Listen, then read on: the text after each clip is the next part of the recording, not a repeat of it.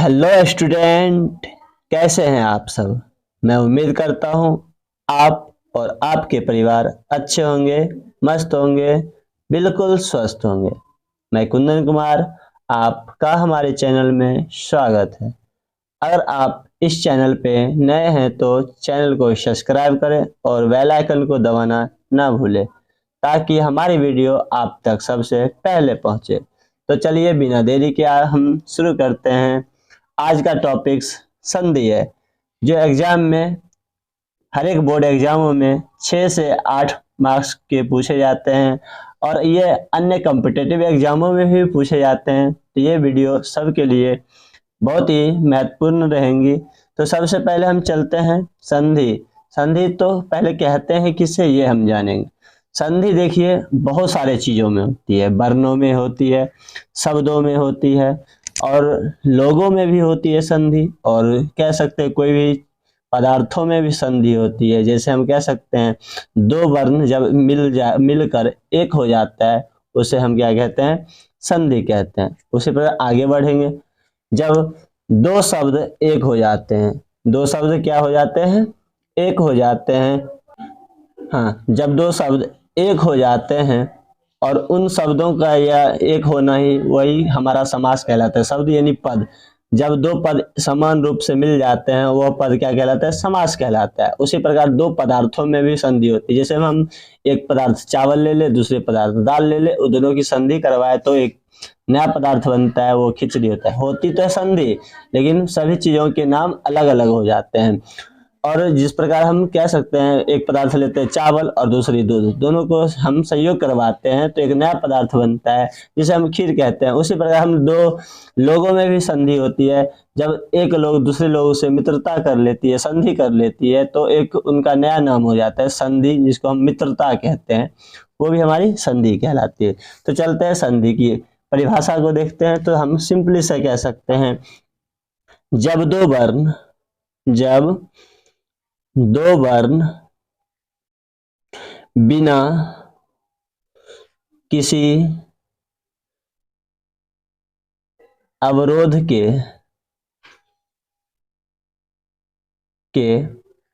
आपस में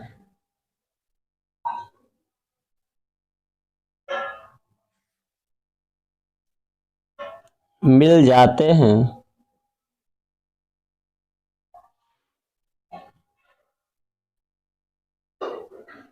संधि कहलाता है। तो हम एक परिभाषा के माध्यम से आपको बता रहे हैं, जब दो वर्ण बिना किसी अवरोध के, बिना किसी अवरोध मतलब कोई भी बाधा हो, रुकावटें हो, ये सब उत्पन्न नहीं होती है। बिना किसी अवरोध के आपस में क्या होते हैं, मिल जाते हैं, क्या कहलाता है, संधि कहलाता है। इसकी हम दूसरे भी परिभाषा देख सकते हैं। जब यानी कह सकते हैं जब दो वर्ण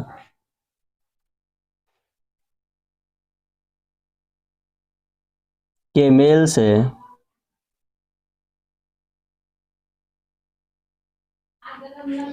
जो विकार उत्पन्न होता है संधि कहलाता है। दोनों परिभाषा के माध्यम से हम समझ गए संधि किसे कहते हैं।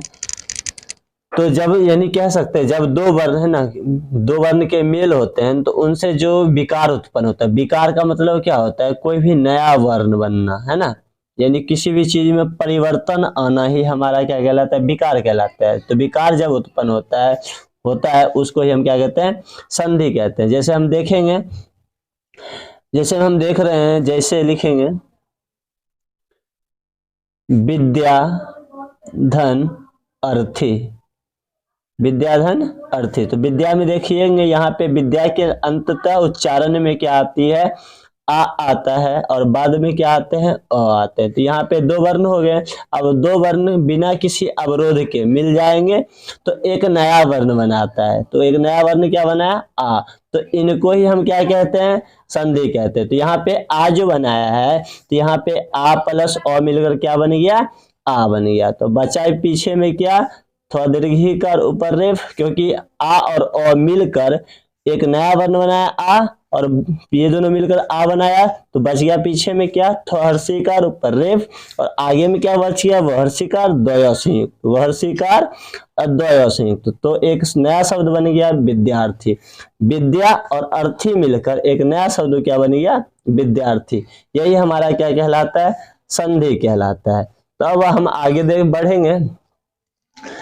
हमें आशा है कि आप संधि की परिभाषा और संधि के प्रकार, संधि के उदाहरण समझ गए होंगे।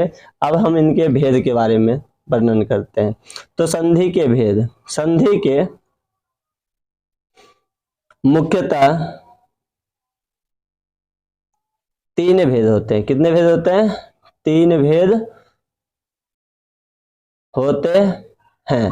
पहला जो होता है वह होता है स्वर संधि। दूसरे जो होते हैं वो होते हैं व्यंजन संधि। और तीसरे जो होते हैं विसर्ग संधि।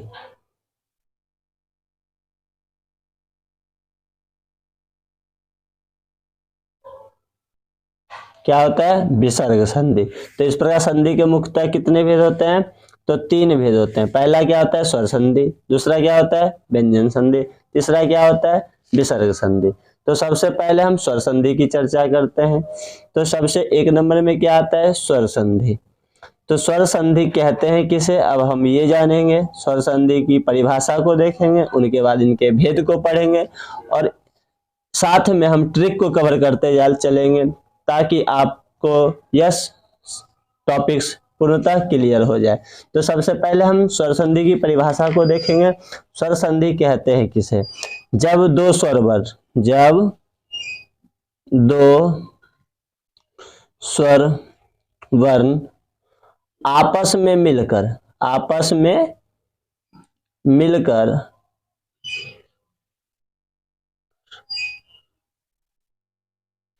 एक नया वर्ण बनाते हैं, तो उसे स्वर संधि कहते हैं।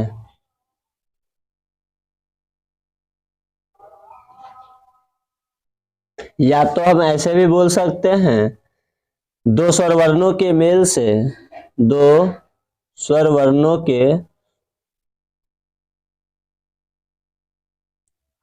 मेल से जो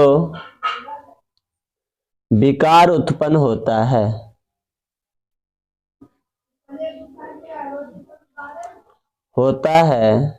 स्वर संधि कहलाता है। स्वर संधि कहलाता है। तो आप समझ गए होंगे कहना क्या चाह रहे हैं। तो दो स्वर वर्ण, स्वर वर्ण की संख्या कितनी होती है हिंदी में, 11 होती है। जैसे हम 11 कौन कौन होते हैं, पहले हम ये देख लेंगे। पहला स्वर होता है अ, दूसरा आ, तीसरा हर्ष ई, चौथा दीर्घ ई, पांचवा हर्ष उ, छठा दीर्घ उ, सातवां री, आठवां ए, नौवां ए, 10वीं ओ, और 11वीं ओ।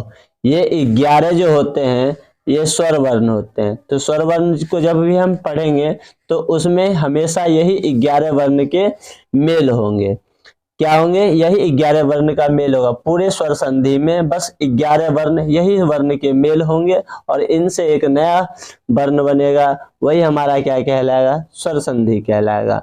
तो अब हम स्वर संधि के भेद को देखेंगे। स्वर संधि के भेद कितने होते हैं, स्वर संधि के मुख्यतः 5 भेद होते हैं। कितने भेद होते हैं, 5 भेद होते हैं। स्वर संधि के कितने भेद होते हैं? 5 भेद होते हैं। पहला जो होता है वो होता है दीर्घ संधि। दीर्घ स्वर संधि कह सकते हैं या दीर्घ संधि भी कहते हैं। दूसरा क्या होता है? गुण संधि। क्या होता है? गुण संधि। तीसरा जो होती है वृद्धि संधि। और चौथा जो होता है यन संधि। और पांचवा अयादि संधि। तो इस प्रकार स्वर संधि के मुख्यतः कितने भेद हो जाते हैं? 5 भेद। पहला दीर्घ संधि, दूसरा गुण संधि, और तीसरा वृद्धि संधि, चौथा यन संधि और पांचवा अयादि संधि हो जाते हैं। तो संधि के मुख्यतः पूछे जाएंगे कितने भेद होते हैं, तो क्या कहेंगे? 5 भेद होते हैं।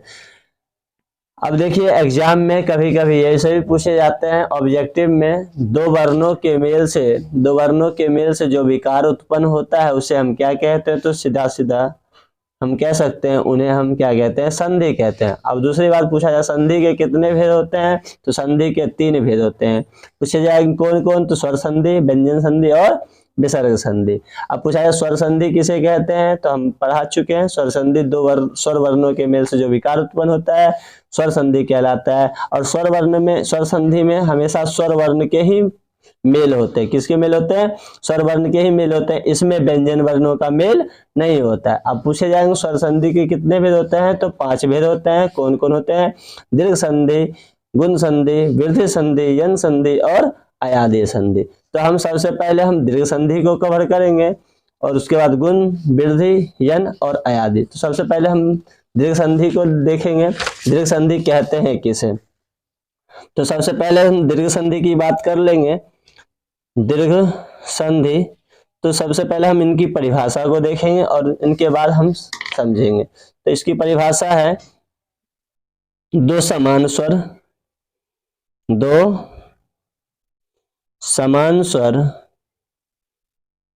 चाहे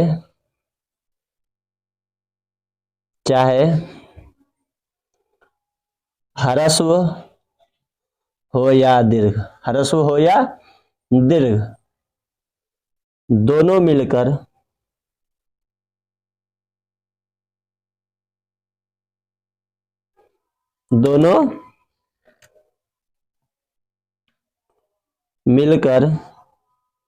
दीर्घ हो जाता है। क्या हो जाता है? दीर्घ हो जाता है। तो हम पुनः देखेंगे जो बोला गया है दो समान स्वर चाहे ह्रस्व हो या दीर्घ, दोनों मिलकर क्या हो जाता है? दीर्घ हो जाता है। तो वही क्या कहलाता है? दीर्घ संधि कहलाता है। वही क्या कहलाता है?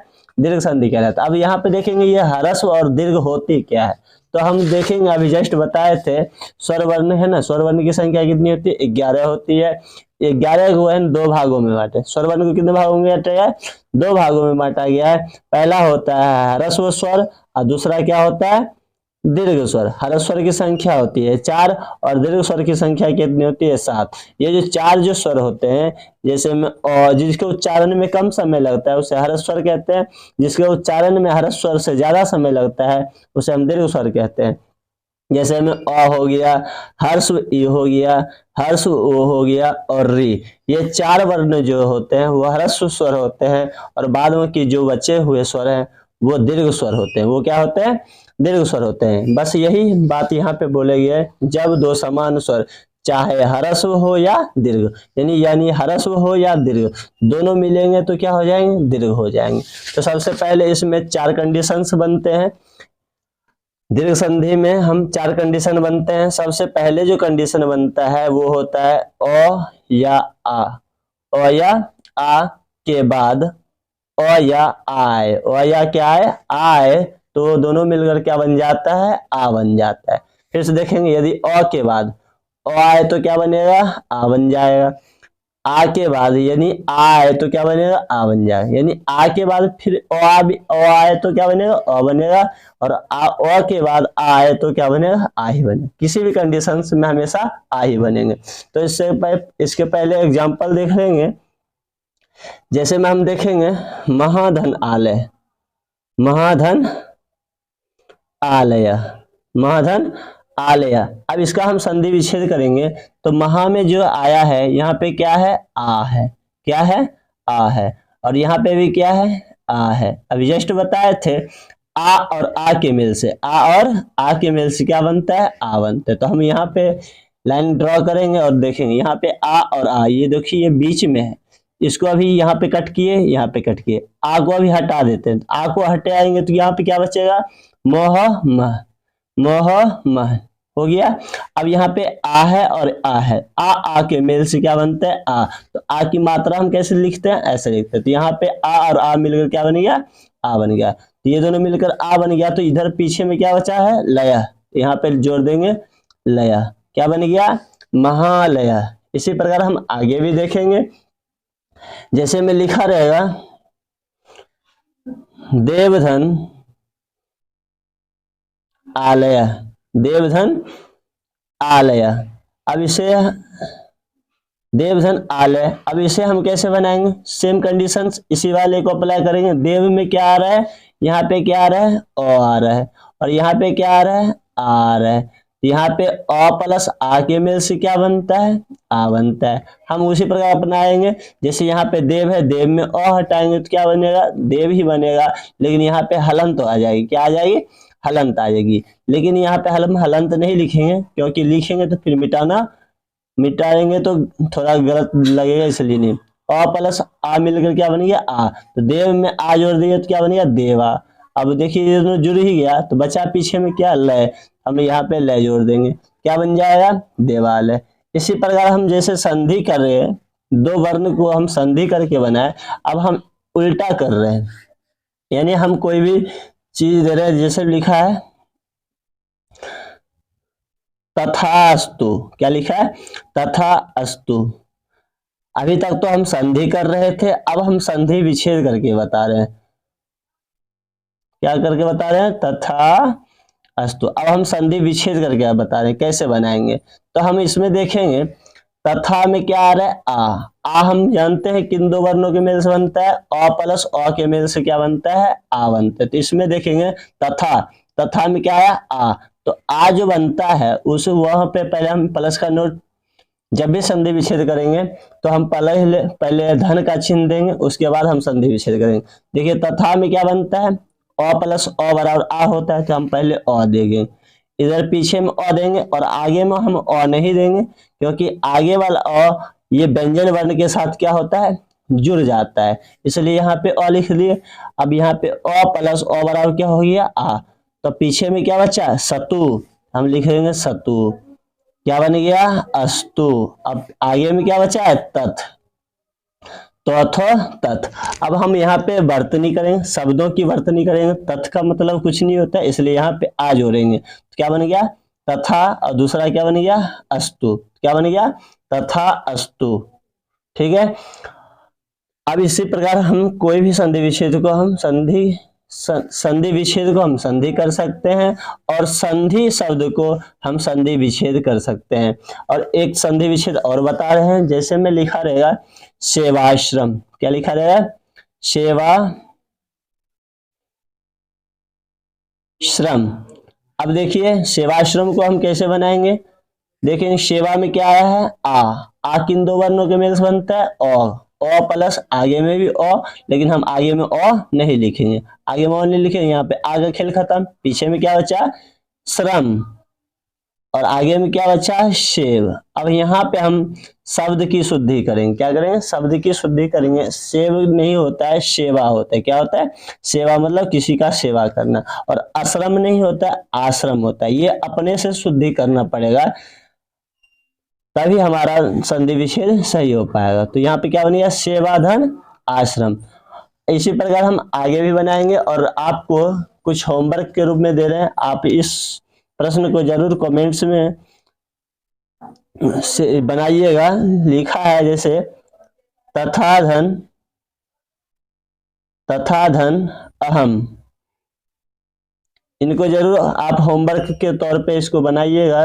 दूसरा है तथा तत्र धन आसित, हिमधन आलय, शिक्षाधन अर्थी। ये चारों को आप जरूर बनाइएगा। अब नेक्स्ट चलते हैं दूसरा। इसके पहले इसमें हम बताए थे 4 कंडीशंस बनते हैं, पहले कंडीशंस समझ में आ गए होंगे। अब दूसरे कंडीशंस क्या आते हैं वो देखेंगे।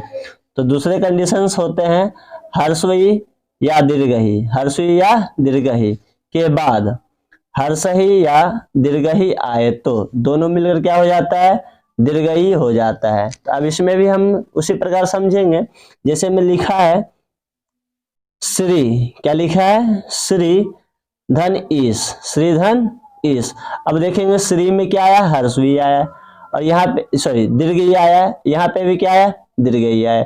दीर्घई और दीर्घई को मिलाएंगे क्या बनेगा, दीर्घई बन जाएगा। यहाँ पे दीर्घई प्लस दीर्घई। अब जस्ट बताया दीर्घई प्लस दीर्घई बराबर क्या होता है, दीर्घई होता है। अब ये दोनों को पहले हम हटा दें, इसको हटा दिए, इसको भी हटा दिए, तो बचा इधर क्या, स्र। यहाँ पे हम स्र लिख लिए। अब ये देखिए दीर्घई और ये भी दीर्घई, दोनों जुड़ के क्या बन गया, दीर्घई। और दीर्घई की मात्रा कैसे होती है, दीर्घई की मात्रा ऐसे होती है, वैसे ही मात्रा हम जोड़ देंगे, दीर्घई दीर्घई दीर्घई बन गया। अब पीछे में क्या बचा, सौ, हम सौ लगा देंगे, क्या बन गया, श्रेष। आशा है ये भी समझ में आ गया होगा। इसी प्रकार दूसरा भी हम बता रहे हैं। जैसे में लिखा रहेगा अधिधन ईश्वर, क्या लिखा रहेगा, अधिधन ईश्वर। इसे भी हम वैसे ही बनाएंगे। अधि में क्या है, हर्षई, इसमें क्या है, दीर्घई। अब दूसरे भी तरीके से हम बना सकते हैं। इसमें क्या है, हर्षई, इसमें क्या है, दीर्घई। ये देखिए बीच वाला है तो हम बीच में मात्रा देंगे, हर्षई और दीर्घई मिलने से क्या होता है, दीर्घई। क्लियर है। अब पीछे क्या बचा, स्वर, तो पीछे हम स्वर लिख दिए, और आगे क्या बचा, अ और ध। यहाँ पे अ और ध जोड़ देंगे, क्या बन जाएगा, अधीश्वर। आशा है ये भी आप समझ गए होंगे। और कुछ क्वेश्चंस हम दे रहे हैं, उनको आप होमवर्क के तौर पे बनाइएगा अपने कॉपी में। जैसे हम दे रहे हैं नदी धन ईश,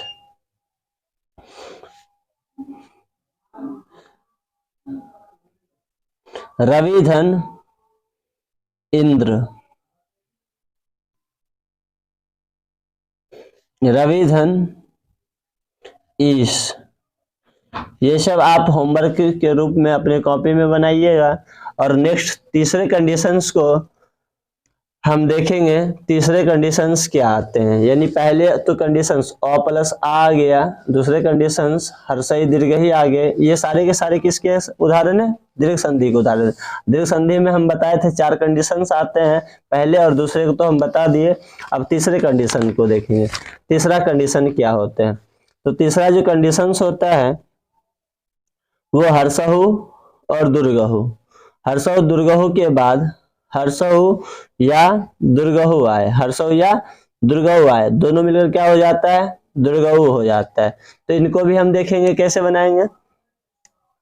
जैसे में लिखा रहेगा भानु, क्या लिखा है, भानु प्लस उदय, भानु प्लस उदय। इसमें देखेंगे हर्षहु है, ये भी क्या है, हर्षहु। हर्षहु और हर्षहु मिलकर क्या हो जाता है, दुर्गहु। हर्षहु और हर्षहु मिलकर क्या हो जाता है, दुर्गहु हो जाता है। तो अब ध्यान से देखेंगे, यहाँ पे हर्षहु को हटाइए, इसमें भी हर्षहु को हटाइए, तो क्या बच गया है, भान। तो यहाँ पे हम लिख लिए भान। तो यहाँ पे हर्षहु और हर्षहु के मिलाने से क्या बनता है, दुर्गहु, तो हम दुर्गहु लिख लेंगे।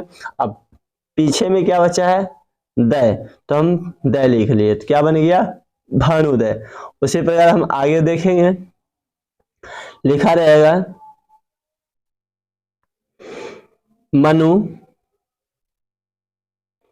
धन उत्सर्ग, मनुधन उत्सर्ग। इसे हम कैसे बनाएंगे, तो मनु में क्या आया, हर्षहु, और दूसरे में क्या आया, हर्षहु। हर्षहु हर्षहु के मिलने से क्या होता है, दुर्गहु होता है, ये तो पता है।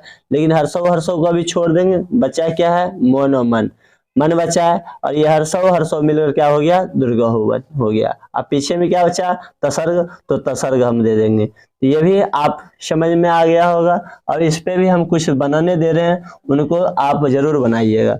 लिखा रहेगा राजू धन उदय, साधु धन उदय। और इसमें बस इतना ही बनाइएगा। और दूसरे तीसरे, ये तीसरे कंडीशंस हो गए। और चौथे कंडीशंस को हम देखेंगे। चौथे कंडीशंस क्या बनते हैं, री या री के बाद री या री आए तो दोनों मिलकर क्या हो जाता है, री हो जाता है। क्या हो जाता है, री होता है। इसको हम कैसे पढ़ेंगे, ये रोहर्षिकार होरी, ये जो होती है री मात्रा होती है, ये ह्रस्व होती है, ये दीर्घ स्वर। ये जो वर्ण है ना, ये संस्कृत के वर्ण है। किनके वर्ण है, संस्कृत के वर्ण है। ये हिंदी में नहीं आती है, लेकिन जब संधि विच्छेद करते हैं तो इनका भी प्रयोग करना पड़ता है। और इनका प्रयोग कैसे करेंगे हम देखेंगे। तो दीर्घ संधि में इसको हम कैसे बनाएंगे, जैसे हम लिखा रहेगा इसका एग्जाम्पल, पितृधन ऋणम, पितृधन ऋणम। इसका संधि कैसे करेंगे, यहाँ पे देखेंगे री की मात्रा है और यहाँ पे भी री की मात्रा है, यानी री की मात्रा और री की मात्रा के मिलने से क्या बनता है, री बनता है। री की मात्रा कैसे होती है, ऐसे होती है। और री की मात्रा कैसे होती है, ऐसे होती है। यहाँ पे जैसे दे रखा है, तो यहाँ पे री की मात्रा को अभी हटा देंगे तो बचेगा क्या, पोहर्षिकार, तो पित्त बचा है। अब पीछे क्या बचा, नम, पीछे को छोड़ेंगे। अभी री की मात्रा जुड़ गया, क्या बन गया, री। और री की मात्रा कैसे लिखते हैं, ऐसे, यहाँ पे ऐसे जोड़ देंगे, पितृ। अब बचा पीछे में क्या, नम। ऐसे ही आप भी बना लीजिएगा, पितृ नम बन जाएगा। और इसी प्रकार आगे आप होमवर्क के तौर पे दे रहे हैं, उनको अभी आप अपने कॉपी में जरूर बनाइएगा। मातृ धन ऋणम, नेक्स्ट है भ्रातृ धन ऋणम, और नेक्स्ट है दातृ धन ऋणम। आशा है आप दीर्घ संधि सारे समझ गए होंगे, और जो भी समझाए हैं उनको बारी बारी से घर में जरूर बनाइएगा। और जैसे में हम बताए थे कि दीर्घ संधि के 4 कंडीशंस बनते हैं। पहले कंडीशंस है अ आ वाला, जिसमें और आ के मिलने से क्या बनता है, आ बनता है। ये पहले कंडीशंस हो गए। दूसरे कंडीशंस हो गए हर्षई दीर्घई, इनके हर्षई और हर्षई के मिलने से क्या बनता है, दीर्घई बनता है। ये दूसरे कंडीशंस हो गए। और तीसरे कंडीशंस क्या है, हर्षव और हर्षव के मिलने से दीर्घव होता है। ये तीसरे कंडीशंस हो गए। और चौथे कंडीशंस क्या है, हर्ष री और री के मिलने से क्या बन जाता है, री बन जाता है। ये चौथे कंडीशंस हो गए हैं। तो चलिए अब इसके ट्रिक्स की बात कर लेते हैं। ट्रिक क्या है, ट्रिक क्या है कि कोई भी शब्द के बीच में, कोई भी शब्द के बीच में यदि आ की मात्रा है, किसकी मात्रा है, आ की मात्रा है, या दीर्घ ई की मात्रा है, या दीर्घ उ की मात्रा है, या दीर्घ ऋ की मात्रा है, तो जिस शब्द के बीच में ये सब मात्रा है वो क्या कहलाएंगे, दीर्घ संधि कहलाएंगे। क्या कहलाएंगे, दीर्घ संधि कहलाएंगे। जैसे हम देखेंगे अभी, जैसे हम बताए हैं आ की मात्रा, क्या बताए, आ की मात्रा। देखेंगे हम बोले महालय, क्या बोले, महालय में क्या आया, बीच में आ की मात्रा है, ये कौन सा संधि, दीर्घ संधि। देवालय में किसकी मात्रा, आ की मात्रा, ये भी क्या हो गया, दीर्घ संधि। नेक्स्ट है तथा में क्या आया, तथा में आ की मात्रा, ये भी दीर्घ संधि। अब ये आ की मात्रा तो हो गई, अब दीर्घ की मात्रा देखेंगे। यहाँ पे श्रीसा, श्रीसा में भी दीर्घ की मात्रा है। अधीश्वर में भी दीर्घ की मात्रा है। इसी पर आगे बनाएंगे, इसमें भी दीर्घ की मात्रा आएगी, ये भी हमारा दीर्घ संधि हो जाएंगे। ये भी ट्रिक कंप्लीट है। तीसरा है उ की मात्रा, क्या है, दीर्घ उ की मात्रा। दीर्घ उ की मात्रा देखिए, भानु, भानुदय में क्या है, दीर्घ उ की मात्रा है, ये भी क्या हो गया, दीर्घ संधि हो गया। मनुष्य सर्ग में भी बनाएंगे तो ये भी क्या आ गया, दीर्घ उ आ गया, तो ये भी क्या आ जाएगा, दीर्घ संधि आ जाएंगे। तो ये भी ट्रिक के माध्यम से इनको भी समझ जाएंगे कि यह दीर्घ स्वर दीर्घ संधि है। अब देखिए ऋ की मात्रा क्या है, जिस शब्दों के बीच में ऋ की मात्रा है वो भी शब्द क्या होते हैं, दीर्घ संधि होते हैं। अब देखिए यहाँ पे पितृहीनम, पितृहीनम में क्या आया, ऋ की मात्रा आया, ये भी दीर्घ संधि हो गया। उसी प्रकार ये तीनों को बनाएंगे तो ये भी दीर्घ संधि के रूप में आएंगे। जैसे मैं यहाँ पे मात्रा है ना, री और री के मिलने से क्या हो जाएगा, री री को हटाइए तो क्या बचा, मात, मात लिखे। अब री री के मिलने से क्या आया, री आ गया, नम, यानी री की मात्रा जो आई इसी से हमें पता चलता है यह दीर्घ संधि है। तो आशा है ट्रिक के माध्यम से भी आप समझ गए होंगे।